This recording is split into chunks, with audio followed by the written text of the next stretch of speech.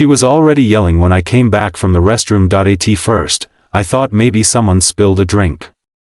Or maybe one of the teenagers working the counter had made a mistake with her order. You know how it goes in these places, fast food isn't always fast, and the chicken nuggets are never as crispy as the photos suggest, but no, this wasn't about food. Not really, this was about my wife. I locked eyes with Monica across the crowded restaurant. She stood by the pickup counter, calm as ever, holding a tray with our burgers, fries, and 2 chocolate shakes.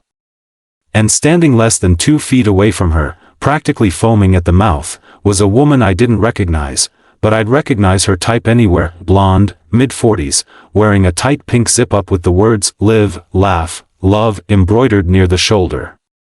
A yoga mat strapped to her back like a declaration of suburban warfare. Her 2 teenage sons slouched in a booth nearby, tapping their phones and pretending they didn't exist. And the moment I walked up, she turned her fury on me like I was customer service incarnate. Is this your wife? She snapped, voice loud enough to turn heads. Because she just told me she's not going to feed my family. I blinked. I'm sorry, what? Monica raised an eyebrow and stepped slightly to the side, positioning herself between the woman and our tray. I told her I don't know her, she said evenly. She walked up while I was waiting and asked me to order for her and her kids. She didn't even hesitate, the woman barked. Didn't even think about it. Just said no like I was some kind of beggar. I tried to wrap my head around it. Wait, so you asked my wife to buy your family's meal? I didn't ask, I suggested, she said, with a tilt of her chin that could have cut glass. She had a full tray. Clearly she can afford it. It was so absurd I almost laughed. I glanced at Monica, who met my eyes with a look that said don't. Not yet. Instead, I nodded slowly. Okay, well, this is our lunch. We don't know you. The woman rolled her eyes so hard I thought she might dislocate something. This is exactly what I'm talking about. You people. She stopped, but the pause was enough. Monica's smile turned into a tight line. The air shifted. You people, she repeated, her voice quiet. Controlled. The woman waved a dismissive hand. Don't twist my words. You know what I mean. The selfish kind. The ones who think community means nothing. A kid behind us coughed, barely stifling a laugh. I took a breath. Ma'am, if you're struggling, there are resources. Food banks. Church drives. But we're not here to pay for strangers' meals. Her face darkened. We're not struggling. My husband is a dentist. We live in Lakeshore. That explained everything. So, if you're not struggling, why are you demanding strangers buy your lunch? She threw up her hands. It's not demanding. It's about values. You're eating in front of hungry children. I looked at her sons. One of them was halfway through a chicken sandwich. The other had a supersized fries balanced on his lap. They're not exactly starving, I said, her lips tightened. They don't have drinks. I glanced at the tray. We had 2 large sodas and 2 milkshakes. You want our drinks, too? I want basic decency. That's when the manager came over. Is there a problem here? He asked, his voice tired like this wasn't the first Karen he'd seen today. Before we could answer, she launched into it. Yes. This woman, is harassing me. She's refusing to help a mother in need. She's making a scene. The manager looked at Monica. Then at me. Then at the tray. You ordered, paid, picked up your food? Yes, Monica said. He turned to the woman. Ma'am, do you need help ordering?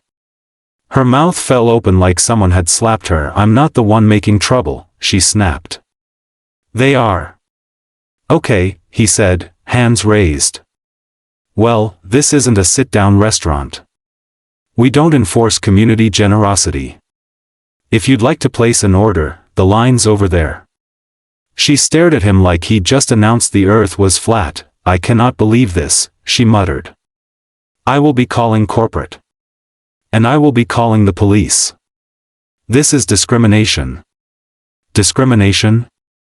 Monica said, her tone dipping into disbelief. Yes. Because if I had refused to feed someone's children, you'd all be calling me heartless. But when she does it, it's just fine. We just stood there. You're really about to call 911 because someone wouldn't buy you lunch? I asked. She took out her phone. Watch me. Now, here's the thing, I've lived long enough to know when someone's bluffing. But this woman? She dialed. She wasn't bluffing. Monica calmly set the tray on our table, turned to me, and whispered, "Start eating before it gets cold." I sat. She sat. The woman stood near the counter, phone pressed to her ear. "Yes, hello, I need to report a disturbance." "Yes. A woman here is being aggressive and refusing to assist a mother with children." "No, no weapons, but I feel threatened." "Yes. Yes, please hurry." The line cook behind the counter just shook his head. One of the teens in the booth groaned and slouched further down. Monica sipped her shake like it was a fine wine. "This strawberry is delightful." I watched the woman pace in front of the condiment station, describing Monica like she was a wanted fugitive, and she's wearing a black hoodie, probably early 30s, hostile demeanor, yes, African American. I don't know her name. She won't tell me. The restaurant had gone quiet. People were watching now. No one moved to interfere. No one backed her up. She hung up, turned to us, and said with a smug smile, "You'll see. When the police get here, you'll regret treating people like trash." Monica didn't look up. She took another bite of her burger and said, "I'll regret the lack of mayo before I regret that." The woman flushed. "Unbelievable. And you're just sitting there like nothing happened." "Because," Monica said, finally looking her square in the eye, "nothing did." And that's when it hit me, she wasn't just angry because she didn't get free food, she was angry because Monica stayed calm. She expected a reaction. Yelling. Drama. Maybe even a fight to justify her call, but Monica wasn't giving her any of it. That calm, that control, was her real enemy. I leaned in close to my wife and whispered, "Do we wait for the cops or finish our fries and go?" Monica shrugged. "We've got time. And I'm not about to let her ruin my lunch." Outside, a siren whined faintly in the distance. Her face lit up like it was Christmas morning. "They're here," she said with satisfaction, turning to the window. "Let's see how funny you think this is in a few minutes." Monica calmly dipped a fry into some ketchup and said, "Oh, I haven't even started." That was the moment I realized, this wasn't going to end the way that woman thought it would, and thank God for that. .2 patrol cars rolled up to the parking lot with just enough flair to make the moment feel theatrical. The woman, Karen, though she hadn't said her name, and didn't need to, stood at attention like a soldier greeting the general. As the doors opened, she waved her arm dramatically toward the restaurant, almost like she was guiding them into a hostage negotiation. "They're in there," she declared before either officer had even taken a step. "They threatened me and refused to cooperate. I need them removed from the premises." One of the officers, a younger guy with a crew cut and the lean build of someone still fresh in the force, looked toward the glass doors and back at her with a raised brow. The older one, a veteran by the look of his mustache and the way he walked like he'd rather be anywhere else, sighed and adjusted his belt. "All right, ma'am," the older one said. "Let's slow down. Who are we dealing with?" Karen pointed toward our booth like we were animals in a zoo exhibit. "Them. The woman in the hoodie and the man with the beard. She refused to feed my children. I was scared for my safety." The younger officer blinked. "You called the police because someone didn't buy you lunch?" Karen looked at him as if he'd just cursed her mother. "No. That's not it. I felt threatened." She was hostile. Her energy was aggressive. "Her energy," the older one repeated flatly. Karen hesitated, realizing how it sounded. She gave me a look. Inside the restaurant, we were finishing our food, acting like this wasn't our lives suddenly being narrated on some cracked-out episode of Cops, Fast Food Edition. Monica was meticulously unwrapping a napkin to clean her hands. Completely unfazed, the officers entered. A hush fell over the tables. Kids looked up from their phones. One old man near the window paused mid-bite of his cheeseburger. "You two mind stepping outside with us for a second?" the younger cop asked, polite but firm. "Sure," Monica said, standing slowly.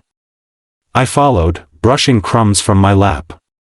As we exited, Karen stepped aside with a triumphant smirk, arms crossed like she was about to witness karma do its thing. Outside, the air was warm with a hint of engine fumes and burnt fries. The older officer gestured for us to stand by his patrol car. "All right folks, we're just trying to understand what happened here. The woman who called says there was some kind of verbal altercation." Monica crossed her arms, calm and cool. "She asked me to buy lunch for her and her kids. I said no.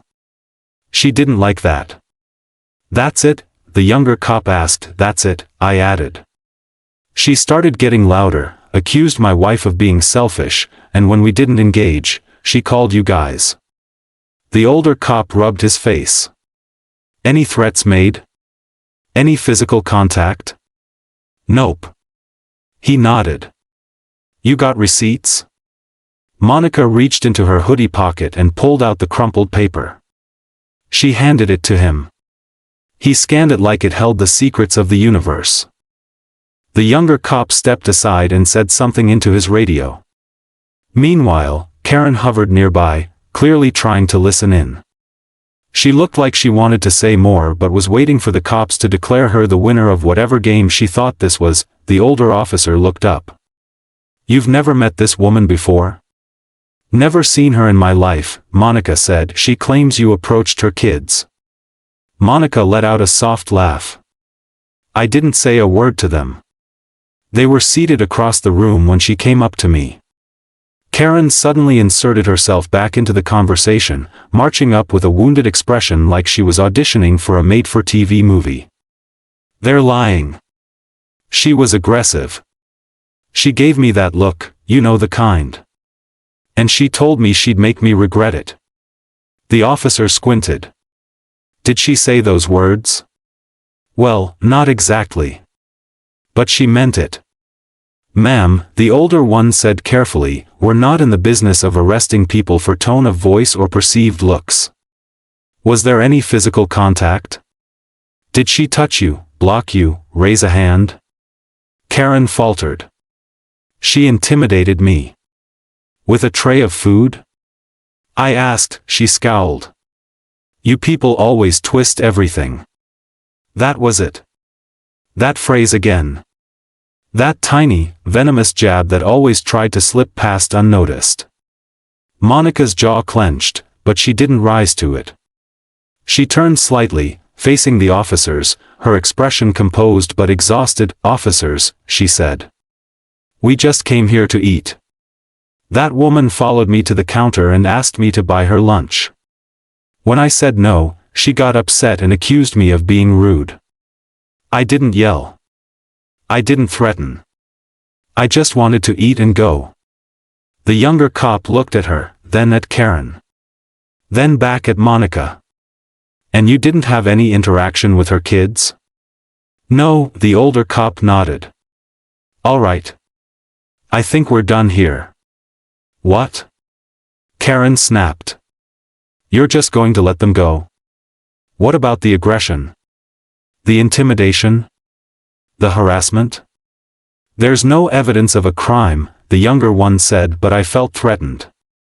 "That's not the same as being threatened," he replied. Karen looked like she was short-circuiting.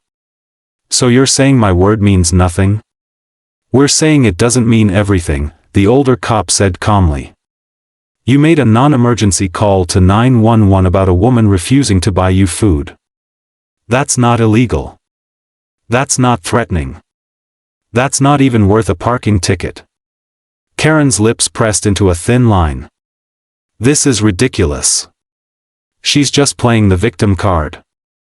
Monica took a step closer. not aggressive, not hostile.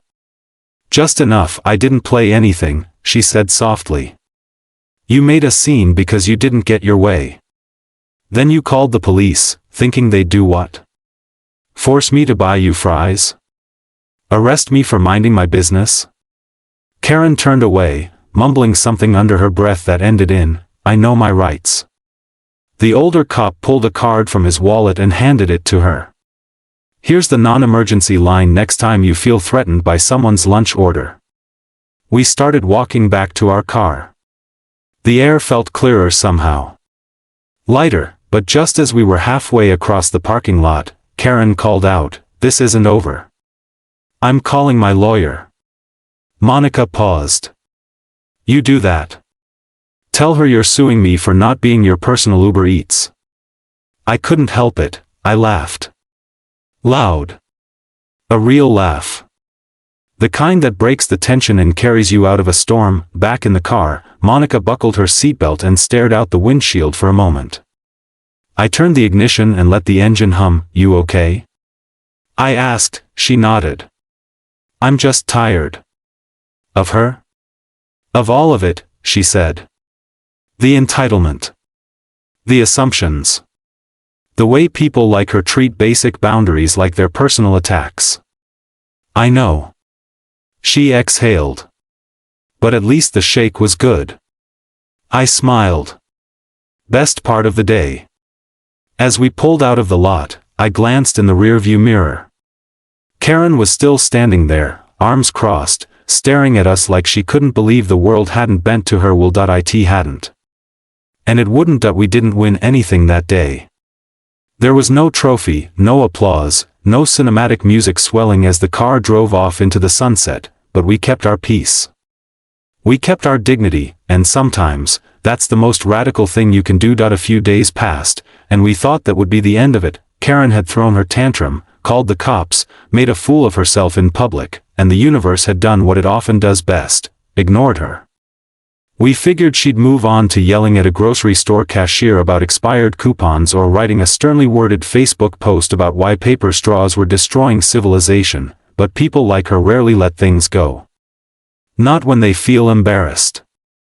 Not when they believe the world owes them some kind of karmic refund. It started with a phone call that I was at work, elbows deep in a spreadsheet that refused to cooperate, when my phone buzzed. Unknown number. Normally I'd let it go to voicemail, but something told me to answer. Hello?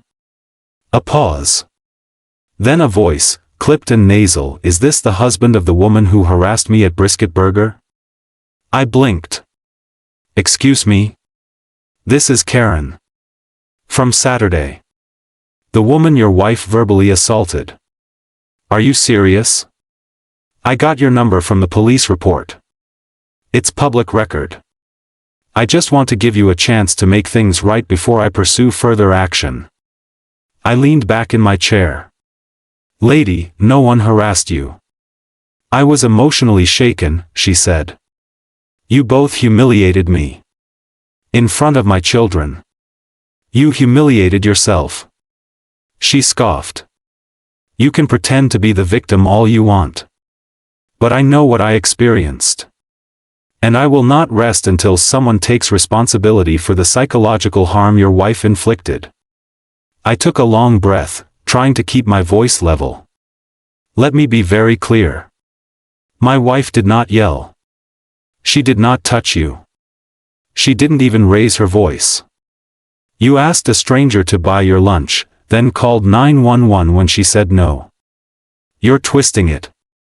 No, I'm summarizing it. Karen's voice rose. You don't know how damaging it is for a mother to be treated like that in front of her children. Oh, your kids? I said.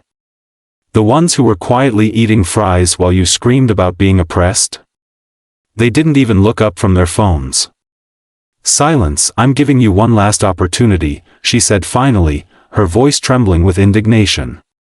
If your wife apologizes, publicly, I'll drop this. You want a public apology? Yes. Something acknowledging how hurtful she was. Otherwise, I'm prepared to speak to an attorney. Emotional distress is no joke. I nearly laughed. You called the police on a woman because she wouldn't buy you a soda. She disrespected me. She existed, I said. And that's what really bothered you. I hung up. That evening, I told Monica about the call while we were loading groceries into the car. She was quiet for a moment, then shook her head and muttered, "She's not going to let this go. She wants a public apology," I said. "Or she's going to a lawyer."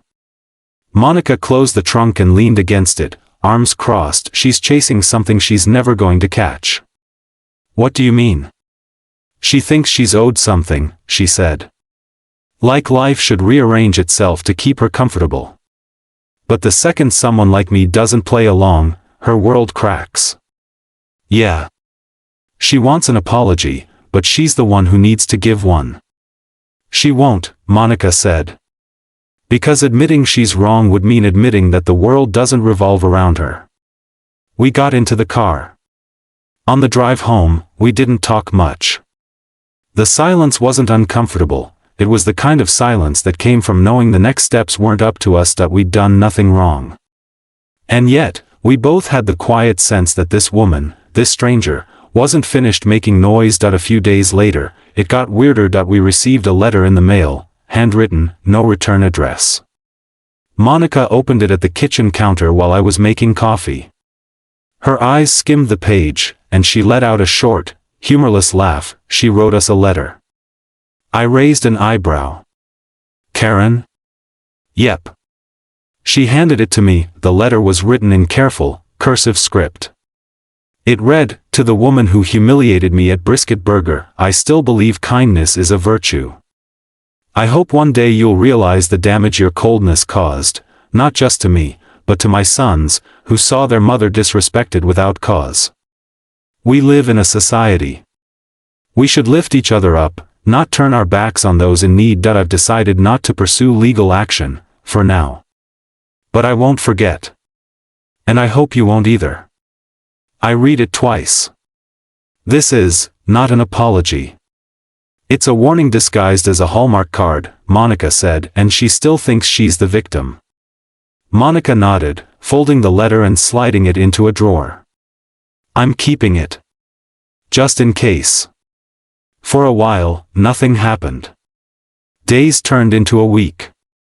Life returned to normal, or tried to. Then came the visit. It was a Saturday morning. I had just settled in with a cup of coffee and the paper, when the doorbell rang. I wasn't expecting anyone. When I opened the door, there she was, Karen, in full suburban battle regalia, high ponytail, designer sweatshirt, and sunglasses so large they might have been smuggling contraband. I didn't say anything. Just stared at her. She shifted her weight, hands clasped like she was about to pray. "I wanted to speak to your wife." "She doesn't want to speak to you. I just need 5 minutes." "You don't get 5 seconds. Karen sighed. "Look, maybe I overreacted. But she embarrassed me." "You embarrassed yourself." I leaned forward. "Calling the police? Writing us letters? What exactly do you think you're going to get out of this?" "I'm not here to fight," she said, her tone turning rehearsed. "I'm here to try and make peace.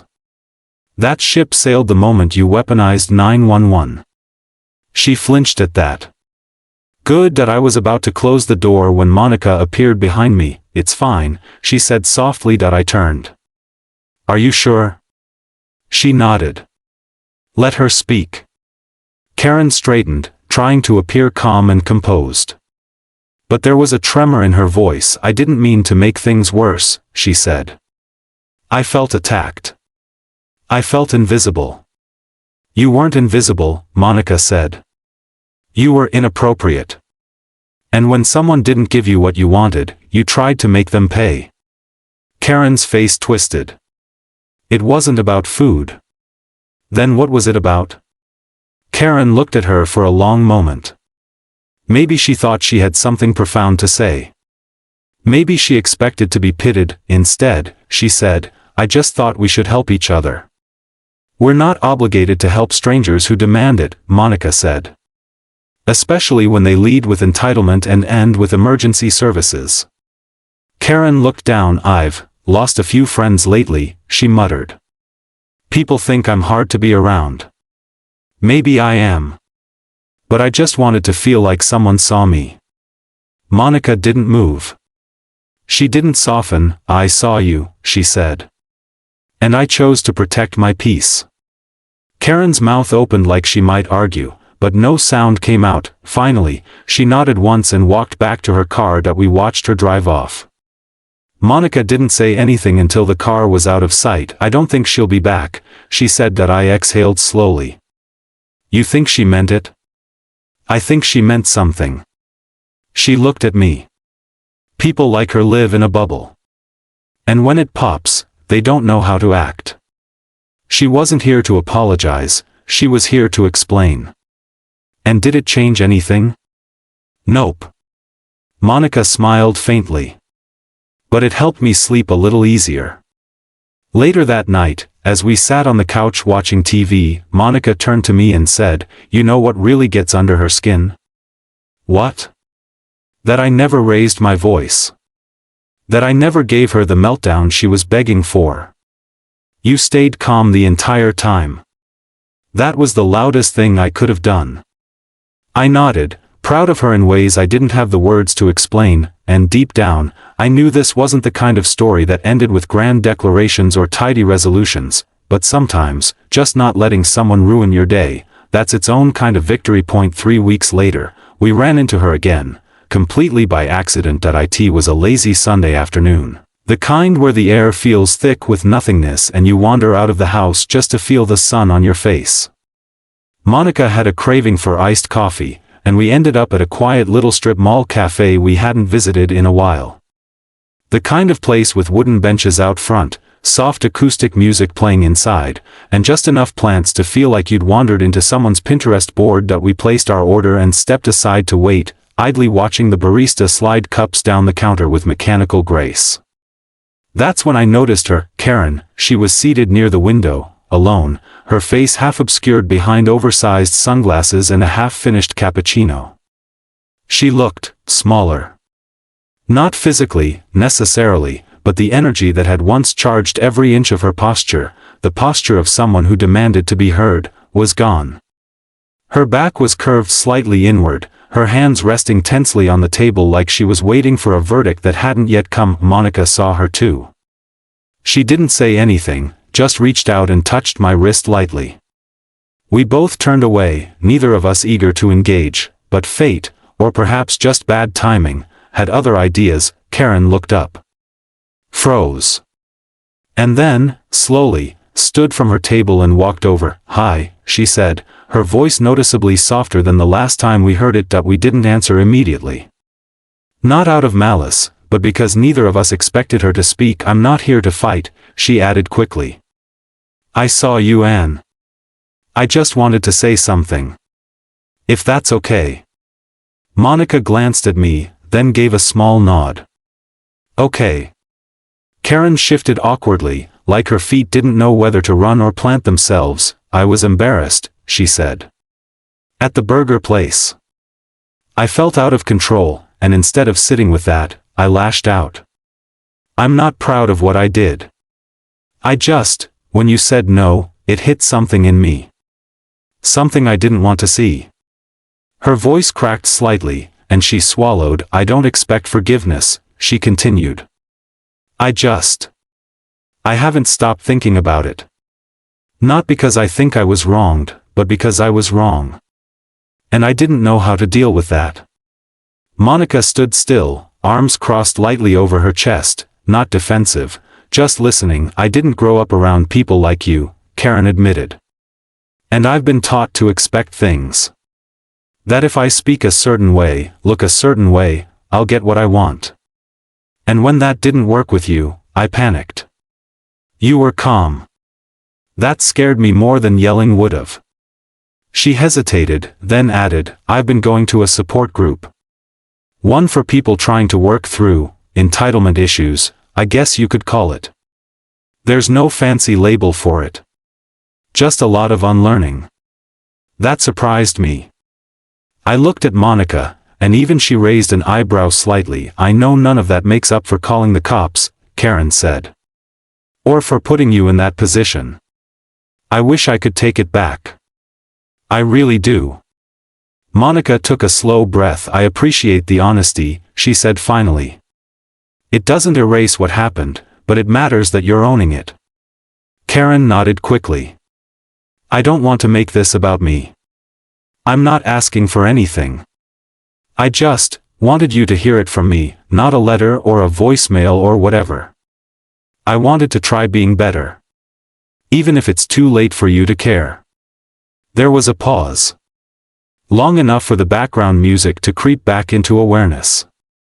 Something acoustic, something with a hint of melancholy. Monica tilted her head. People don't usually apologize unless they want something in return. I don't, Karen said. I swear. Then thank you, Monica replied. Karen nodded again, then stepped back toward her table. As she turned, Monica said one last thing. I hope you find peace, Karen. Not for me, for yourself. Because living with that kind of anger? It's heavy. Karen didn't say anything else. Just gave a brief nod, returned to her seat, and quietly gathered her things that we collected our iced coffees and walked outside. The sunlight felt different somehow, warmer, even though the air hadn't changed. In the car, I looked over at Monica. She was staring out the window, turning the cup in her hands. Was that closure? I asked. Not quite, she said. But it was a step in the right direction. I didn't expect her to say all that. Neither did I, Monica said. But people surprise you. Sometimes for the worse. Sometimes for the better. We drove in silence for a few moments before I said, you were incredible, you know. Back then. The way you handled her. Monica smiled, but it didn't quite reach her eyes. I wasn't trying to be incredible. I was trying to survive it without losing my temper. That's what made it incredible. She finally laughed. You just like it when I scare people with my calm voice. Terrifies me every time. She reached over and squeezed my hand. The days that followed were quieter.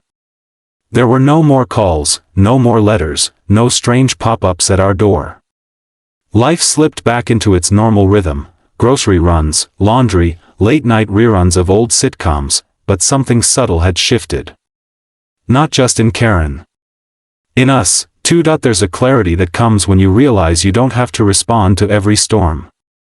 That some people will try to drag you into their chaos simply because they can't sit still in their own discomfort. We didn't have to fight her. We didn't have to shout. We just had to stand firm. Weeks later, we passed by the same burger place where everything had started. Monica smiled as we drove by. You know, she said, I still never got mayo on that burger. I laughed. Want to go get it now? She shook her head. No. I think I'm good. We kept driving, because sometimes, the best thing you can do after a fight you didn't start, is keep going, with peace. With grace, and maybe with just a little bit of ketchup in your glove box. Just in case.